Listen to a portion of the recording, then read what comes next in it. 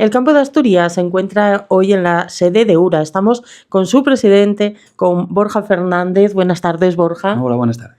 Y con Juan Galán, el abogado de la organización agraria. Buenas tardes. Buenas tardes, Noelia. Hoy vamos a hablar de un tema que está pues suscitando bastante duda y bastante polémica también, porque se anunciaba, está abierto el periodo de alegaciones, pues de esa norma que facilita a los ganaderos pues poder adecuarse a las exigencias en sus instalaciones ganaderas, cuadras antiguas en la mayoría de las ocasiones, a la nueva ley medioambiental. ¿Qué opináis desde URA? Bueno, a ver, lo primero yo quiero aclarar, porque hay un poco de confusión en el sector, esta norma es para cuadras anteriores al 61, porque hay mucha gente que piensa que una nave reciente o tal, que va a tener que... No, eso es una normativa nueva y aparte.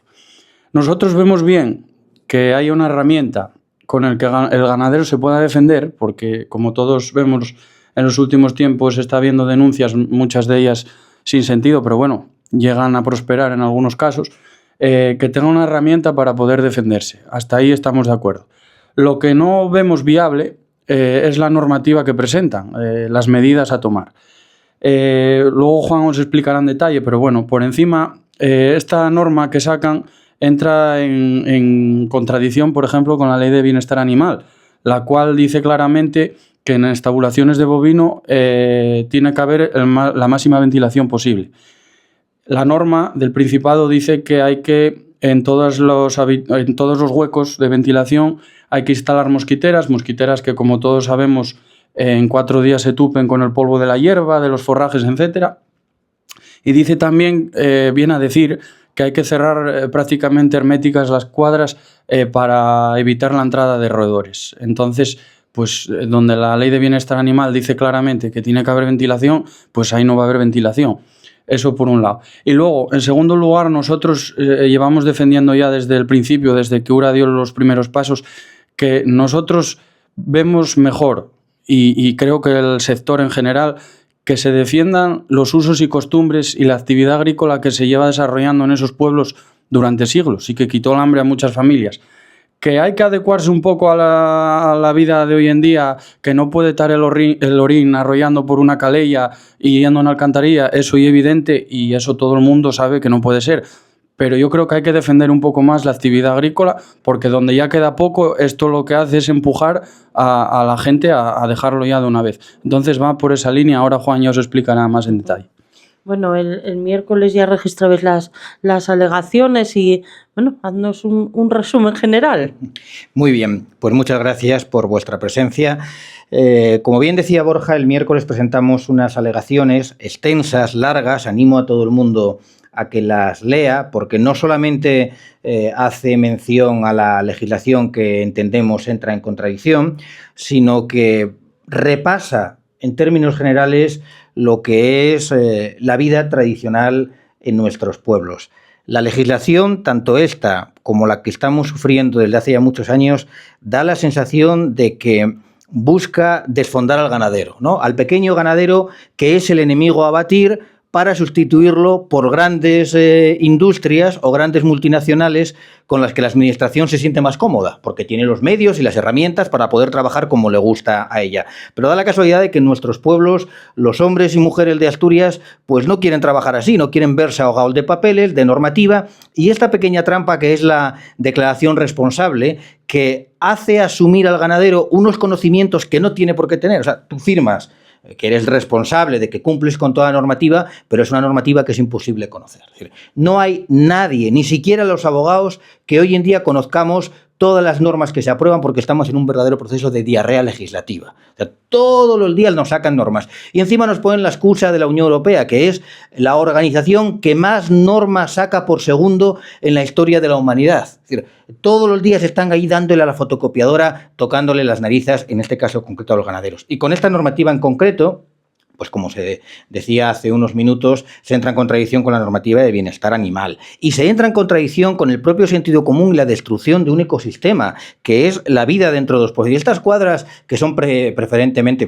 no, anteriores al año 61, realmente tienen muchos más años que el 61. Muchas de ellas son cuadras centenarias que están construidas donde están construidas porque era donde se podía, porque era el lugar más cómodo, porque era el lugar que estaba cercano a la casa, que se construyó con los materiales que había en la época, que son 100% ecológicas y que luego permiten vivir a una serie de animales que pululan alrededor de la casería, como son, por ejemplo, las golondrinas. Es decir, vamos a no dejar que haya nidales dentro de las cuadras. Es decir, las golondrinas que son sagradas para la gente de los pueblos. O la propia, lo ponemos en las alegaciones, con mucha razón y con mucho sentido común y con mucha seriedad, las propias gateras, la existencia de las gateras. Vamos a bloquear las gateras para que nuestros gatos entren y salgan a cazar los ratones. Es decir, ¿es posible exterminar determinados animales con la ley de bienestar animal? ¿No vendrá alguien a quejarse a los pueblos que estamos acabando con los aguarones, con las murgañas? Es decir, podemos entrar en un verdadero absurdo que parece lo que se busca, ¿no? Porque en ese absurdo, en ese mare magnum,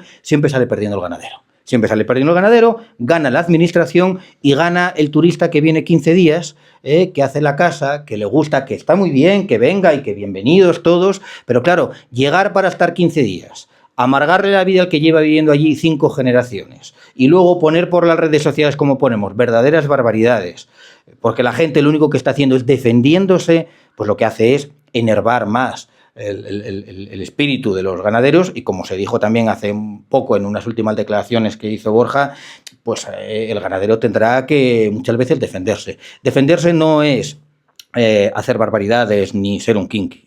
Defenderse es utilizar el derecho de la fuerza, porque muchas veces el derecho de la fuerza es la única fuerza que tiene el derecho para imponerse. Y los ganaderos, por lo tanto, tienen todo el derecho del mundo a defenderse, utilizar todas las herramientas que tienen, incluso las legales. Borja, con respecto a, también la semana pasada se daba un paso más en cuanto a esas elecciones agrarias. ¿Qué opináis de ello? Bueno, nosotros estábamos ya esperando el decreto porque había un documento firmado de las movilizaciones que decía que iba a ser en el primer semestre. Estuvieron bien al límite, pero bueno, esta vez sí cumplieron. Lo vemos bien, yo creo que ya tocaba, todo el sector sabe los años que lleva esperando para tener voz y derecho a elegir. Tenemos ahí unas dudas legales que os las puede explicar Juan también a continuación, pero bueno, en general estamos satisfechos, estamos preparados. Yo creo que la organización está más que enraizada en Asturias, prácticamente todo el sector la conoce y nada, pues que sean cuanto antes mejor para que la gente ya pueda decidir y vamos a seguir en la línea que llevamos hasta ahora. Juan, ¿algo que decir al respecto? Sí, tenemos una serie de dudas, quizás sea porque como llevan tantos años sin celebrarse elecciones, pues ni nosotros sabemos interpretar la norma, ni los que la redactaron, pues igual se dieron cuenta de determinados detalles. En el Consejo Consultivo Agrario hay 3 plazas para las organizaciones más representativas y el decreto de la convocatoria, que está en estos momentos en fase de alegaciones públicas, nos dice que toda organización que supere el 10% de los votos va a considerarse como mal representativa. Por lo tanto, si se presentan 4, 5 o 6 organizaciones que puedan obtener esa condición de mal representativa, ¿cómo van a ocuparse las 3 plazas del Consejo Consultivo? Es decir, van a ser las que más votos saquen, se va a modificar la constitución del Consejo Consultivo, se va a modificar este decreto y, por lo tanto, establecer alguna otra redacción. Es decir, tenemos ahí una serie de dudas que presentaremos también las correspondientes alegaciones para que nos lo clarifiquen y podamos concurrir a las elecciones con todas las garantías posibles. Bueno, pues poco a poco se van sí que hay avances, quedan esos pequeños puntos que habría que explicar o adaptar o llegar a un acuerdo entre todas las partes para que llegue a buen fin, sobre todo el tema de las instalaciones ganaderas y lo de las elecciones, si todo va bien, pues me imagino que serán unos meses. Sí, bueno, a ver, según el decreto, las candidaturas se proclamarían a final de año y ya entendemos que nos meteríamos ya en el 25, pero bueno, yo espero que sean a primeros de año, los primeros meses, porque tampoco es que seamos muchas organizaciones, o sea, la cosa, todo el mundo sabe quién se va a presentar y quiénes somos, entonces Yo creo, no por nada, porque tengamos prisa para nada, pero la gente ya tiene gana y más desde que se consiguió que Consejería se comprometiese. Entonces, bueno, cuando vengan, bienvenidas sean. Nosotros, como digo, estamos preparados, tenemos equipo, tenemos un equipo jurídico de primer nivel también, entonces que vengan cuando quieran. Muy bien, pues muchas gracias a los dos. Muchas gracias, Noelia.